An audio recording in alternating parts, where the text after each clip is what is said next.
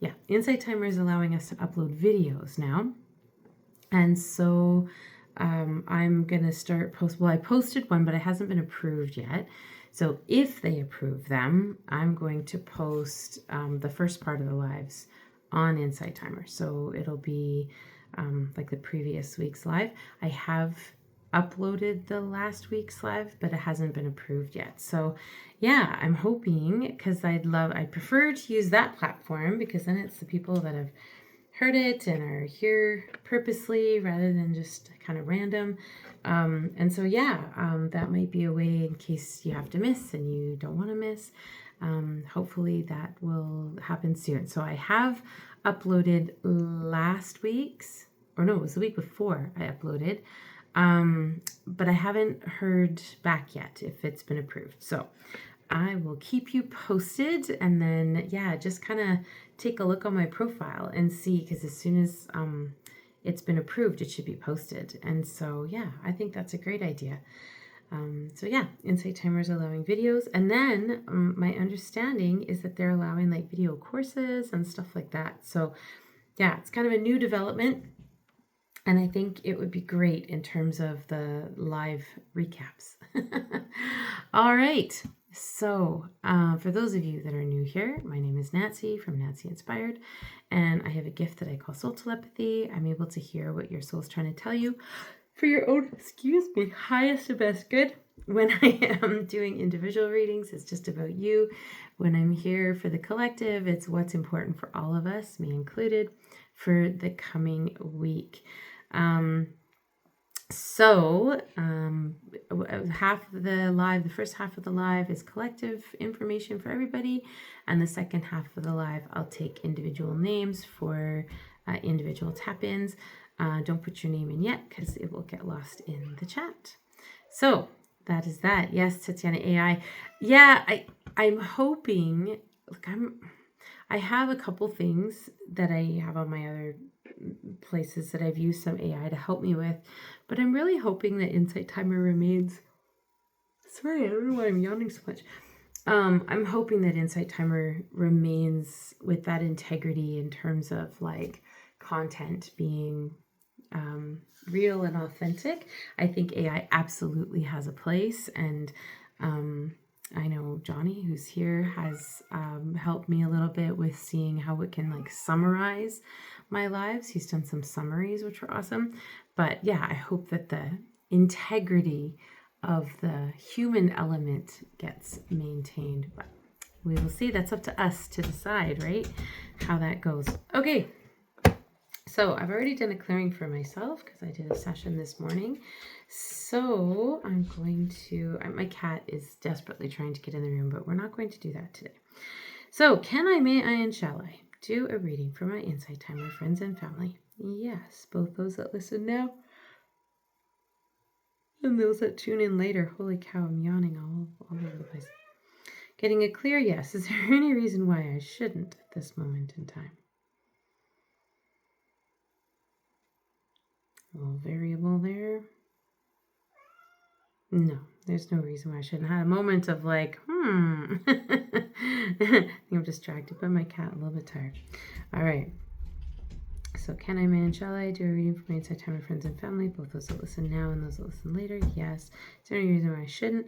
No. Then I ask that everybody's intuition be raised to the highest level that they can accommodate with at this moment in time. Allow their souls to speak freely and clearly for everyone's highest and best good. All right. I apologize for all my yawning today. I think I'm thirsty. Sometimes when I get dehydrated, I yawn. All right. Yes, Tatiana, I think it's Banks. He's saying, let me in there. But they've I've got some plants I'm trying to nurse back to health, and the two little ones have decided that is a fun place to play, so I have to leave them out for a while. All right, let's tap in. What do we hear?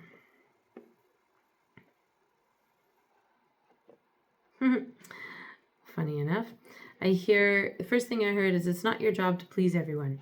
So what's interesting is, that's definitely one of my big boundary learning soul level It's not my job to please everyone. But I'm hearing it's not your job to please everyone. That sometimes what you need is what you need, and it doesn't matter how others feel about it. And the fact that my cat is desperate to come in here, there's a little part of me that's like, oh, just let him in. He's not going to do anything wrong. But then it's going to interfere. It's going to be a problem. Not so much Binks, but the other ones, and so I don't need to let them in. They will survive. They will go find a nice cozy bed to sleep on. They will find some snacks to eat. They will go look out the window and they will be fine. And so we need to remember that in our lives, in our personal lives, in our work lives, that it is not our job to keep everyone happy. That our job is to keep our vibration elevated and, conduct ourselves with love and kindness and compassion and, connect in whatever way we can. But it is not our job. We are not responsible for the happiness of others. We are responsible to elevate our vibration, which in turn can help elevate the vibrations of others, but we are not responsible for the happiness of others. What I am hearing is that as we get good at communicating what we need and what I'm hearing is in what our responsibilities are. As we get good at communicating what we need and what our responsibilities are, I'm not sure what that means. Oh, in terms of the bigger picture, I see. Like in terms of what is good for the greatest good, for, the global community, for the highest and best good. As we continue to communicate those things, we're not responsible for whether other people like it or not. We're not responsible for whether other people agree or not, or whether other people are happy or not. We are responsible to conduct ourselves with the highest and best good, with the intentionality is the word I'm hearing, of that responsibility of the highest and best good. And others are, as well as ourselves, we are all responsible to manage our own emotions about it. So when you've set a boundary, when you've said, hey, this is what needs to happen, and someone is unhappy about it, as long as you've conducted yourself with compassion and kindness, and what you're trying to do is truly in the highest and best good, then it is their responsibility whether they are happy or unhappy or not. Interesting. The IT quote for the day is, in trying to please all, he had pleased none. That's perfect. That's what I'm hearing, is that we are not responsible for other people's happiness. Now, on the flip side, what I'm hearing, do we make other people happy? Absolutely. We have the capability to make other people happy. We can conduct our lives in such a way that we bring joy to people, but it is not our job. So what I'm hearing is, as I come on here and I, hear the words I'm hearing and share them, if what I'm sharing makes someone unhappy, my intention is pure. My intention is good. What I am hearing, the intention is good and pure. The intention is to help elevate. If someone hears something that I say and takes offense, they are welcome to contact me and say, hey, what you said hurt me or bothered me or whatever, so I can learn from it. But it is not my job to keep everyone happy. And I know I definitely struggle with this in my day-to-day life, in that I somehow feel like it's my earthly responsibility to keep everyone around me as happy as possible. Yet I know that that is not realistic, and everyone is responsible for their own well-being. Then on the flip side, another flip side, what I'm hearing is that we are in turn responsible for our own happiness. That as humans, we often rely on other people for our happiness. We often rely on other people to sort of fill our bucket, so they say, is the words that I'm hearing. That we rely on others to provide our happiness. Now, can others make us happy? Absolutely. Can we have fun experiences? Sure. Can others provide comfort? Sure. But It is not their job to provide our happiness. It is our job to provide our own happiness, and other people can supplement it. Other people are like supplements, is what I'm what I just heard. It's our responsibility to eat healthy and whatnot, and the supplements are just supplements. So it's our responsibility to maintain our own happiness, to maintain our own connections, to maintain our own wisdom and guidance, and we can allow others to help us along the way, but they are not responsible for our happiness. And so the next part I just heard is, so if you are finding yourself very unhappy, check and ask yourself, am I over relying on someone else for my happiness? Because it's when others either don't perform or can't perform or let us down, or they don't meet our expectations, or a plethora of other things, that's when we feel disappointed and discouraged. And it's that lack of met expectations is the word I'm hearing. Lack of met expectations that brings our I just heard I got a bit of a dramatic wording channeling going on. What I heard was our energetic demise, brings about our energetic demise, in that when we have these expectations and people don't meet them, it sets us down. It the word was facilitates our energetic demise. It is not anyone else's job to make us happy. It is our job to make ourselves happy. And can we set boundaries? Yes. Can we have expectations? Yes. Can we hold people accountable? Yes. But we can't rely on somebody else for our happiness. And what I'm hearing is that if you are experiencing a lot of unhappiness right now, and especially if it doesn't have to do with a particular event that maybe you're grieving, is the word that I'm hearing, but just in general, if you're struggling, are you relying on someone else for your happiness?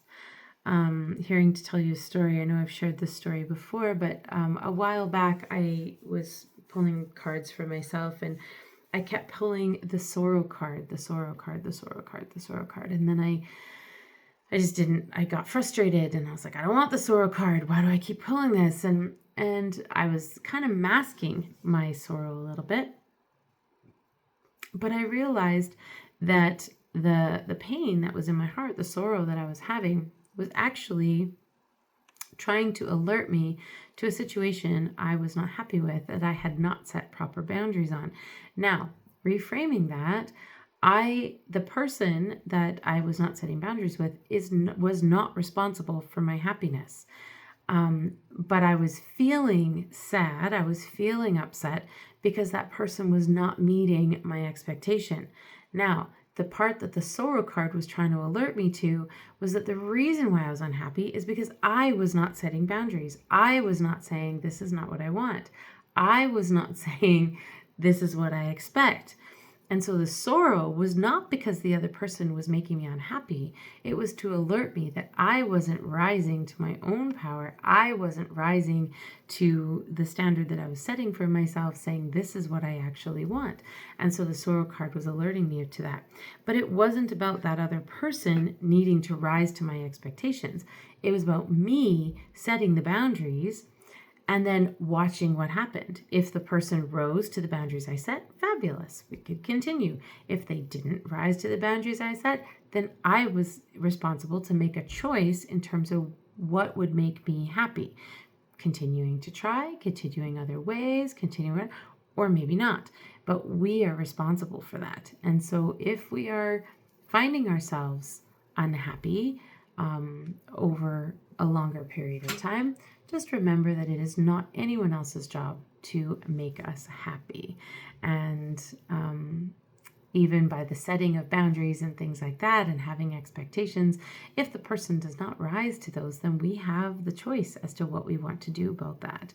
We can either accept that and reframe for ourselves so that we're not unhappy, or we can make changes. But nobody is responsible for your happiness. You are the one responsible for your own happiness. And then I just heard at all times, period. So I'm going to take a sip of water on that and digest that for a minute.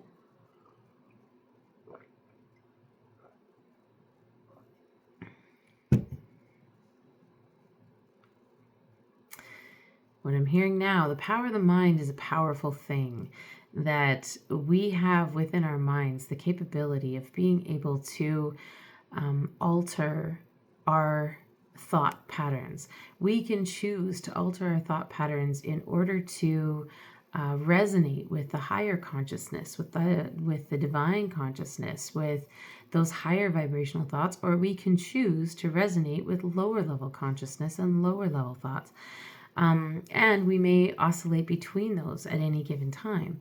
And the point is that we have the power to affect how we think. The example I'm being given is that if you take a traumatic event in, let's say, a family, and you will have one person who responds to it a particular way and reacts a particular way, holds on to it a particular way, and you'll have another person who reacts completely differently, and their perception of it is completely different.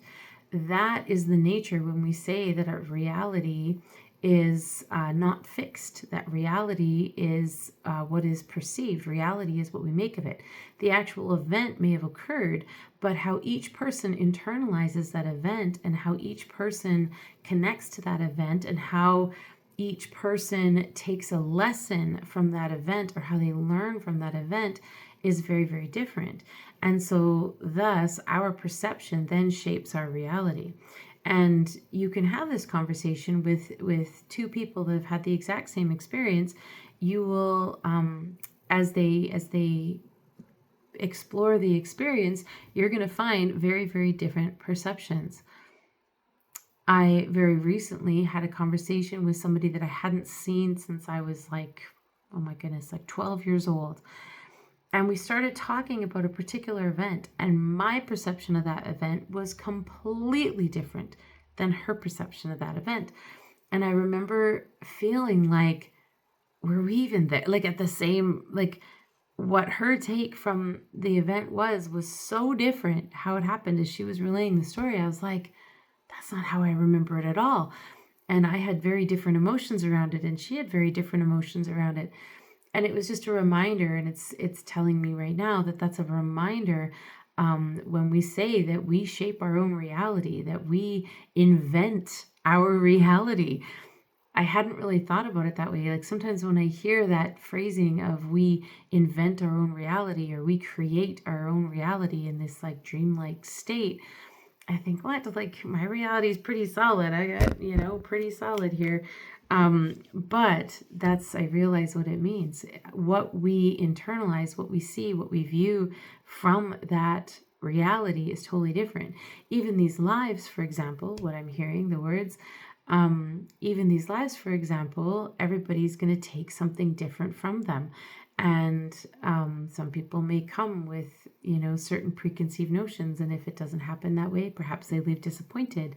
Someone else comes with a totally different set of ideas and they feel fulfilled. And yet it's the exact same experience. It's the exact same collective experience that we are experiencing. Our lives are the exact same collective experience we're experiencing. It depends on how you perceive it and what you take from it and what you decide to learn from it, what do you decide to gain from it, what do you decide to connect with, is what I'm hearing. Fascinating. I've often struggled with that idea of we create our own reality and our perception, because sometimes there's some really crappy things in our reality.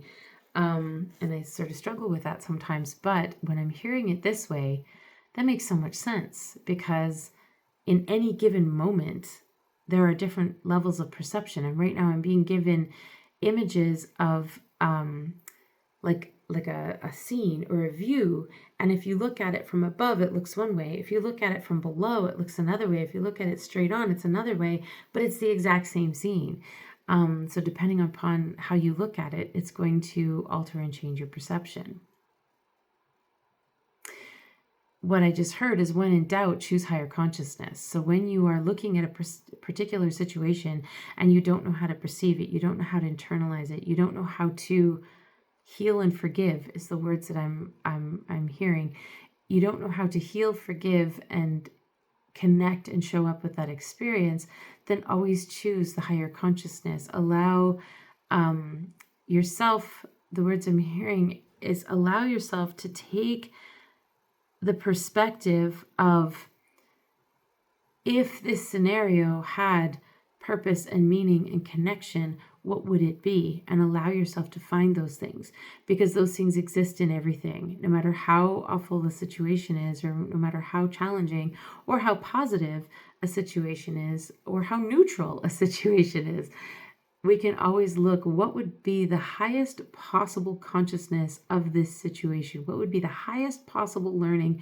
What would be the highest possible framing of this experience? And so when in doubt, choose the highest possible framing. I'm also hearing that when you can't get there yourself, because we are, I just heard, mired in the human condition, which revolves around suffering. When we can't ourselves get there, allow yourselves to recognize that we are all made from the divine. We are all part of the divine, and that we can access. It's kind of like, what would my mother do? What would my father do? What would whatever, and you put yourself into that consciousness of somebody that you have respect for. I have a friend named Amanda that is super great at setting boundaries in a beautiful, compassionate, loving way. And I find sometimes when I'm struggling to set a boundary in some way, I will channel my inner Amanda, is what I call it. And I think, what would Amanda do at this moment? We have those people in our lives. What would so-and-so do in this situation? What I'm hearing, if you are mired in the human condition, if you're mired in suffering, ask yourself, what would the higher consciousness want us to get from this situation? What would the highest possible level of vibration want us to learn from this situation? Then that way, if we can't quite get there ourselves, we can still be given that information, because in every single situation that exists, we have the opportunity to change our perception and change the reality of our experience, is what I'm hearing.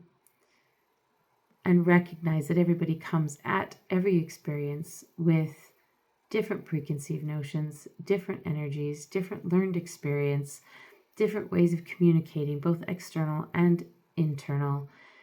And by having the ability to step out of ourselves and ask, what is the highest possible vibrational way of looking at this situation, and allowing ourselves just for a moment to try that on.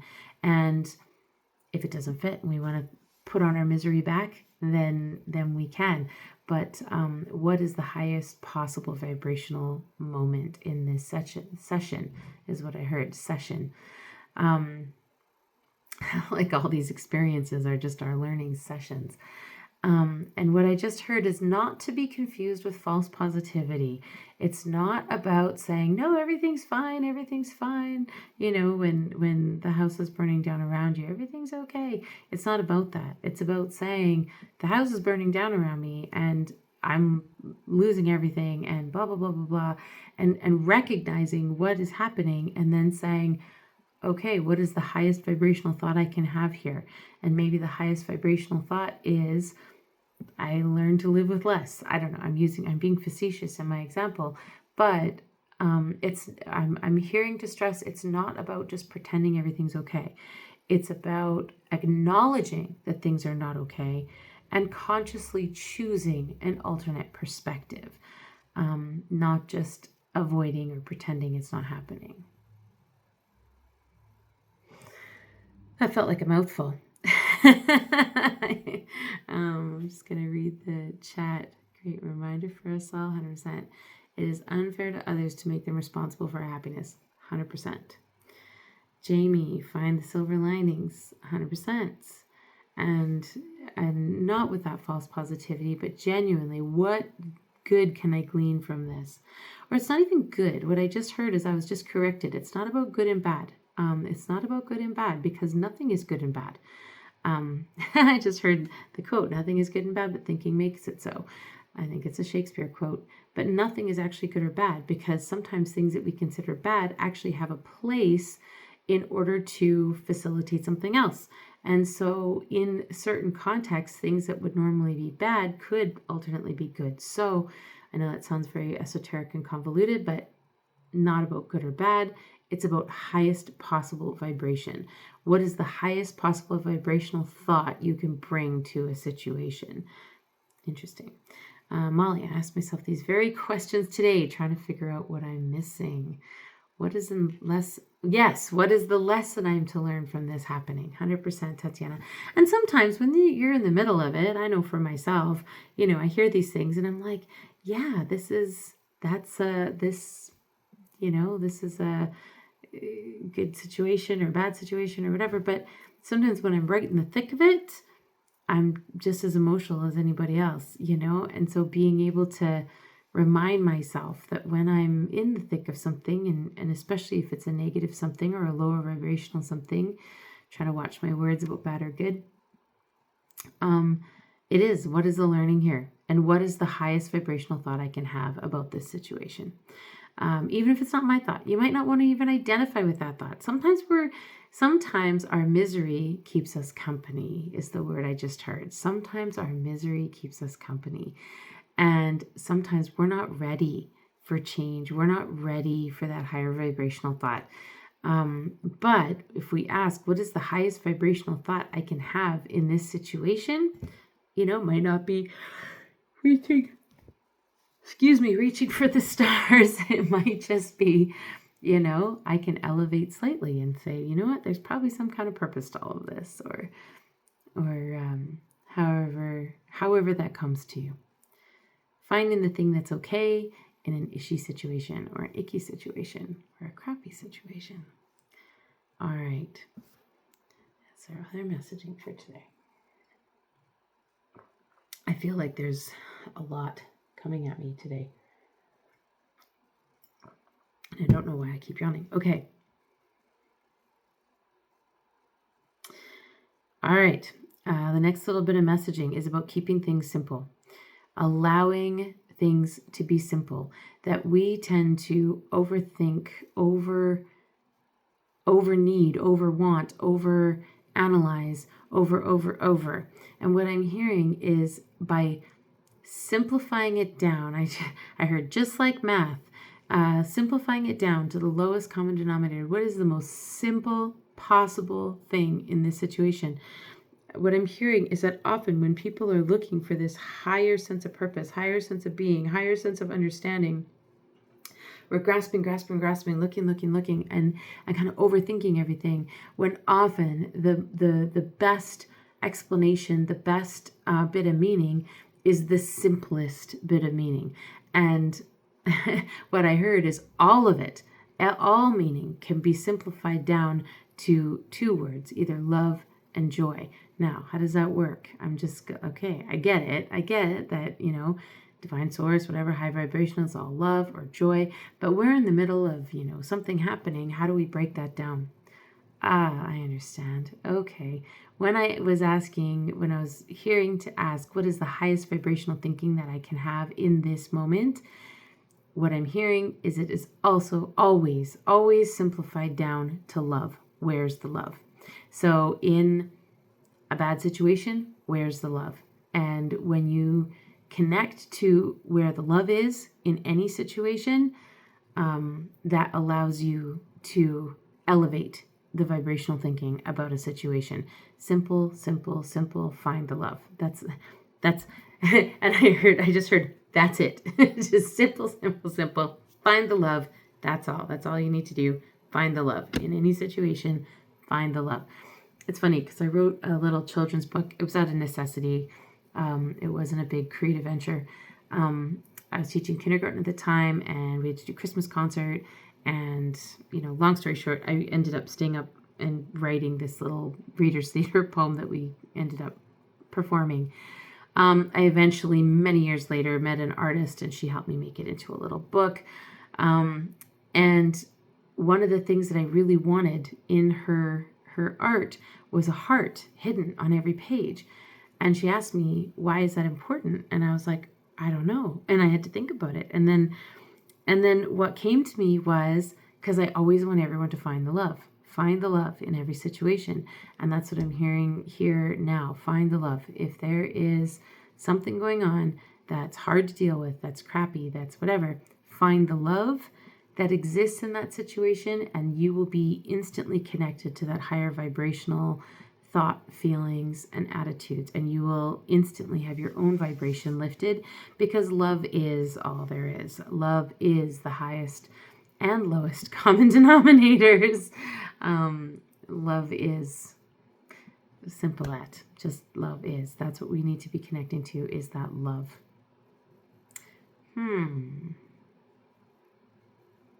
I think that makes a lot of sense. Because really, when I think back on any situation that I've gone through that has been hard, there's always been some evidence of love somewhere, whether it's a compassionate helper, whether it's some kind of connection, whether it's feeling like I can persevere and I'm self-love, whatever it is, there's always love in every situation. In fact, what I'm hearing right now is to take a moment and reflect in your own life right now, the things that are affecting you, bringing you down, lowering your vibration. Where's the love in that situation? Where is the love? Whether it's self-love or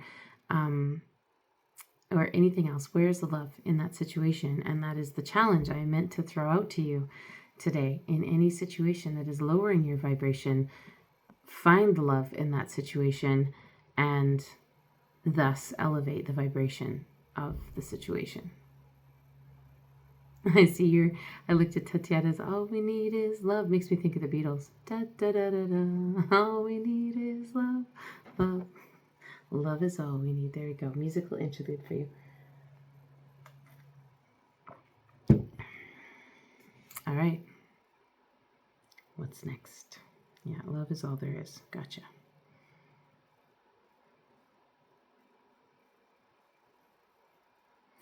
All right. The next little bit of information goes along with that, in that what I'm hearing is lots of us are navigating some tricky,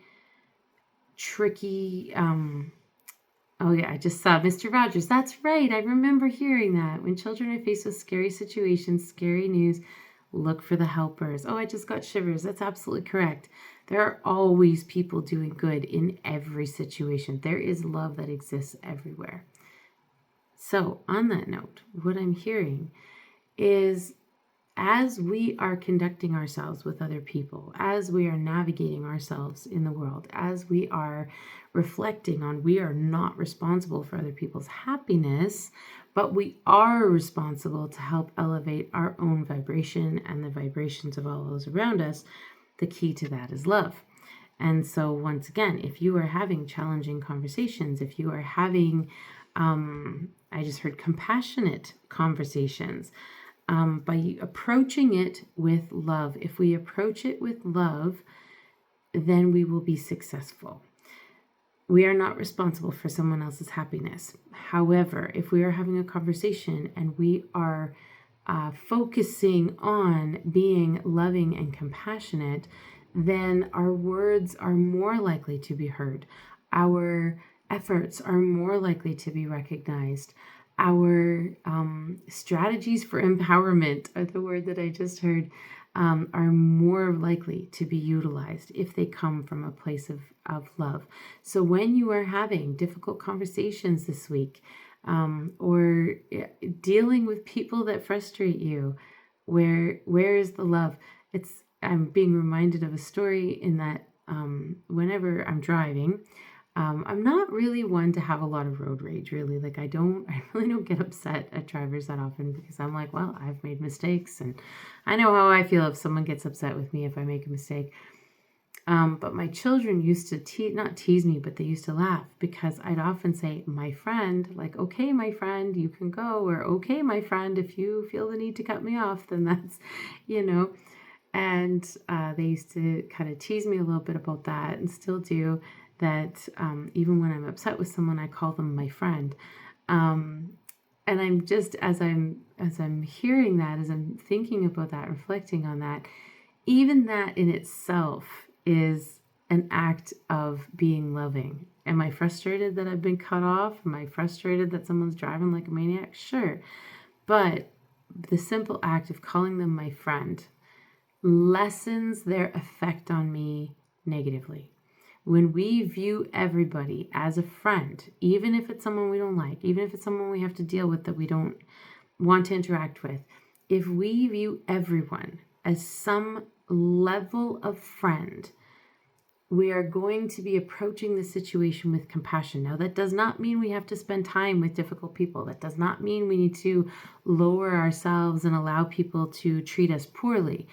What that means is that we treat them with compassion. We treat them like you would a friend. If a friend calls me and I really don't feel like doing anything, I can very kindly, nicely say, you know what, I'm kind of tired. I don't feel like doing anything.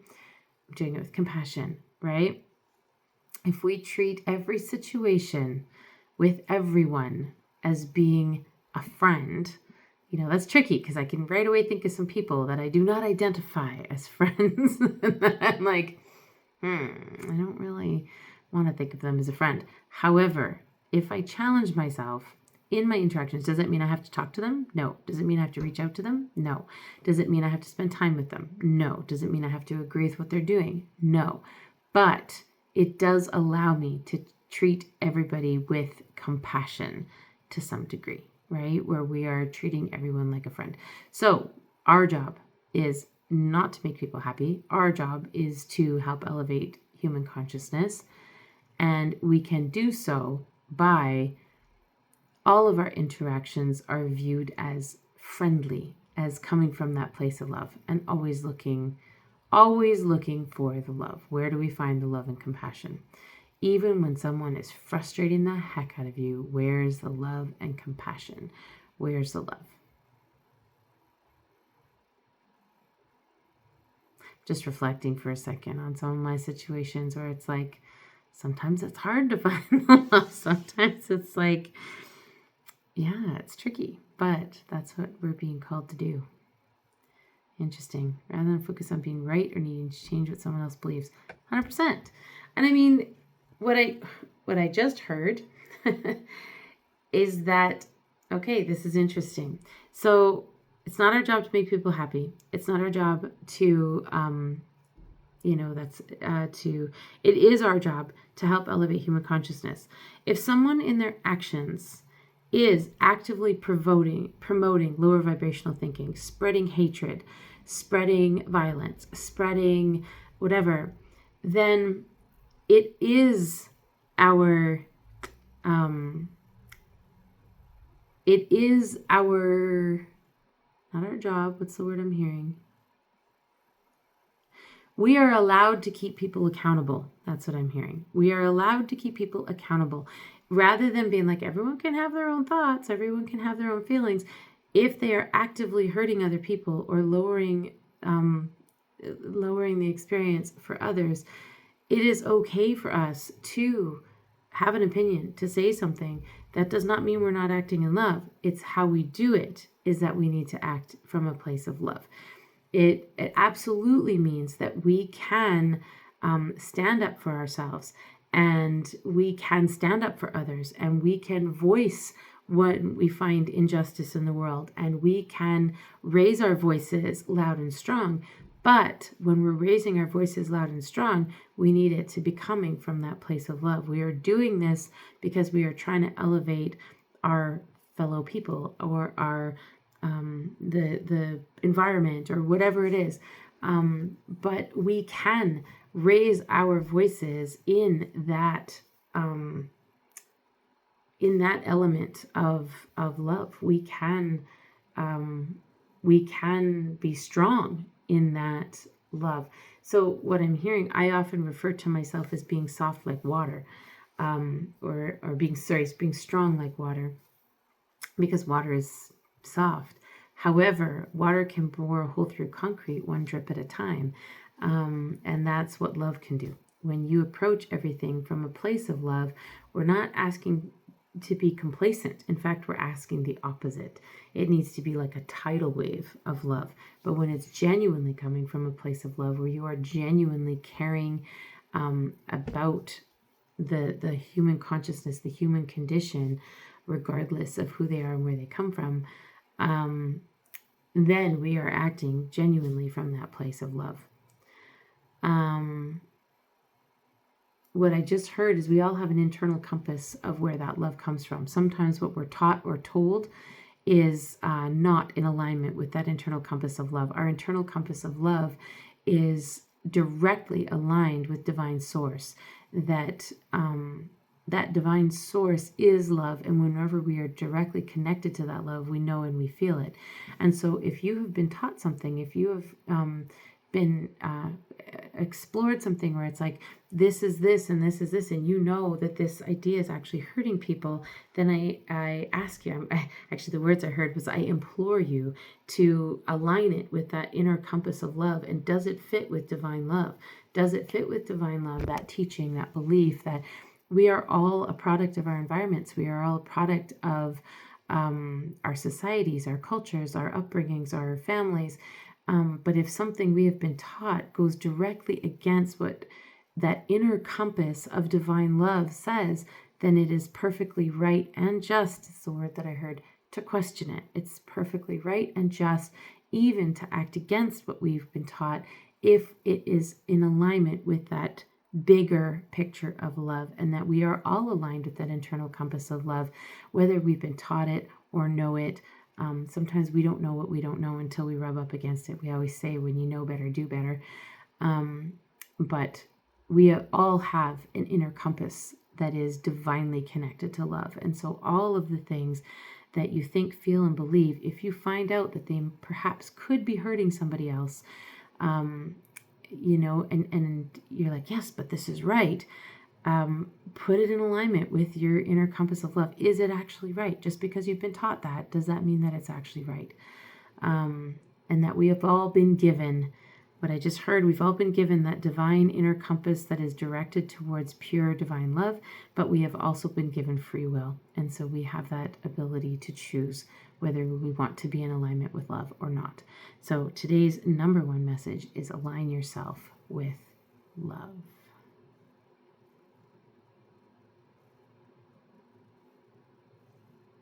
Just letting that resonate for myself. All right, I'm turning this video off.